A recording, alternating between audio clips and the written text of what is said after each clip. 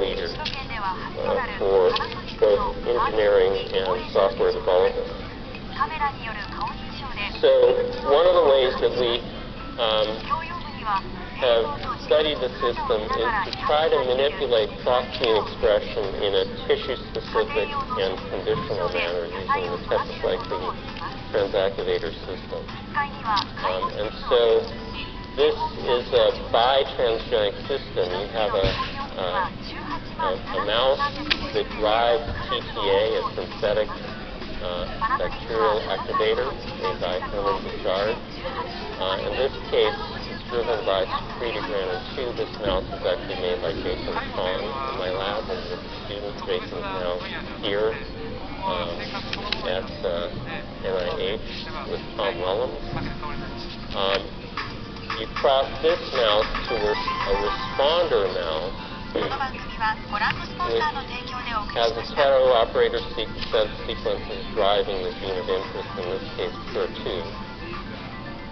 And so when you have the double transgenic mice, you get high expression in the brain as compared to controls. And this is just showing you HER2 endogenous expression in these controls here, and then overexpression in the double transgenic mice. If you get high SDN expression, about 3x over wild type. Okay?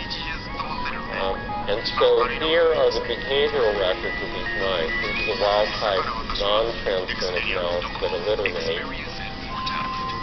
The yellow shows when the mouse has doxycycline in the drinking water. There's no effect in this mouse. These are two independent hetero-HER2 responder lines, which are also normal. Okay. Here's your secretogranin 2 TTA driver mouse, it's also normal. And then in the double transgenic mice, showing you two independent responder lines, we get a very strong loss of rhythm phenotype by constitutive expression of HER2 in the brain and SDN. In both of these animals, in both lines. And when you give the animal doxycycline to turn off that HER2 expression, then the rhythm comes back and it looks normal. So this is conditional and reversible. And then if we then shift the animal back to water, which turns on the transgene again, then the animal goes into arrhythmic again. So it's tissue-specific, conditional, and reversible. So how is HER2 affecting the clock system? And this is, as I showed you before, this is working in the whole animal. So it has to be a strong effect because the SDN can replicate from effect. Okay. And so in collaboration with Shugon Lee, we've used cell-based and in vivo systems to understand at the molecular level what HER2 overexpression might be doing. And so this is the HER2-like rhythm from fibroblasts isolated from these mice in macroscopic cultures. Okay? And this is the western blot of HER in the liver that cycle over the time of day, that cycles both in abundance and in phosphorylation state. So you see this slower migrating species of HER as it accumulates in the HER2-like fusion protein in the liver. And also we see a similar pattern in fibroblasts from these HER2-like cells as well. Okay?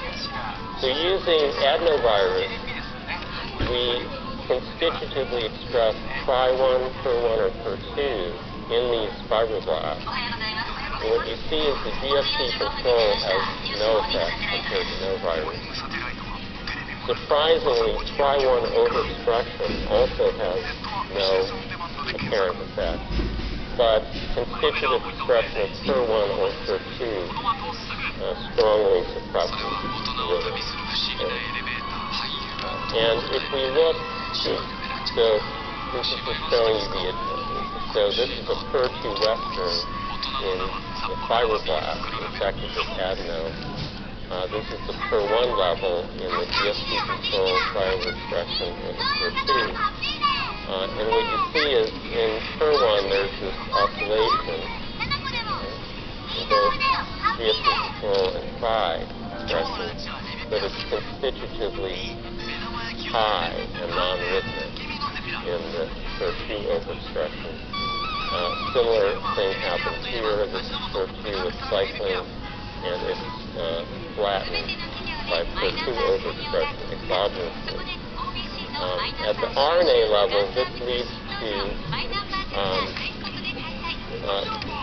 changes in the expression of these various proteins. So Cry1 is actually overexpressed. This is sort of a funny result. But two target genes of clock and BNAL are repressed by overexpression of HER2, reverb alpha and EBP, shown as red.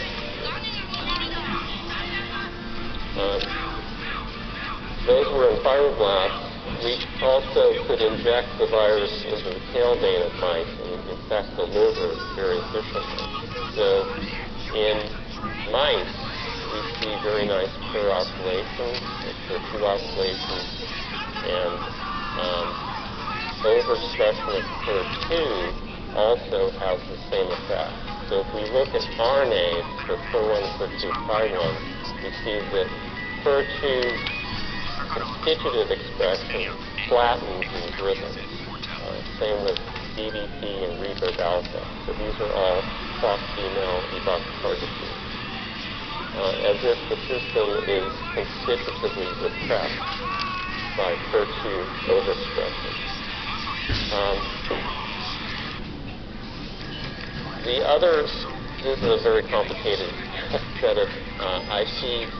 But what we're doing is looking at the interaction of clock or BNAL by IPs and seeing how it interacts with per or Cry1 or Cry2. Okay? And we're looking at 2 times CT8 or CT16. So what you see in a normal mouse is there's a rhythmic interaction of Cry1 and Cry2 with clock. No interaction here at 8, strong interaction at 16. Same thing with BNAL. GSP or Cry1 overexpression does nothing to this rhythmic interaction. But per 2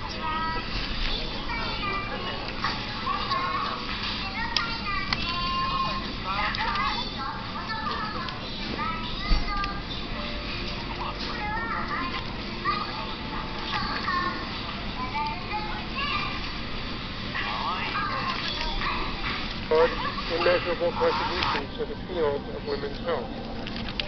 For many years, Larry Kramer, the Associate Director for Disease Prevention at the National Institutes of Health. I'm very pleased to be here this afternoon to provide opening remarks for the 16th year of the NIH Gordon Lecture. This award is given each year to a scientist who has made major research contributions in the field of epidemiology or clinical trials. It is presented by the National Institutes of Health based upon recommendations from senior epidemiologists at the NIH. The Gordon Lecture was established in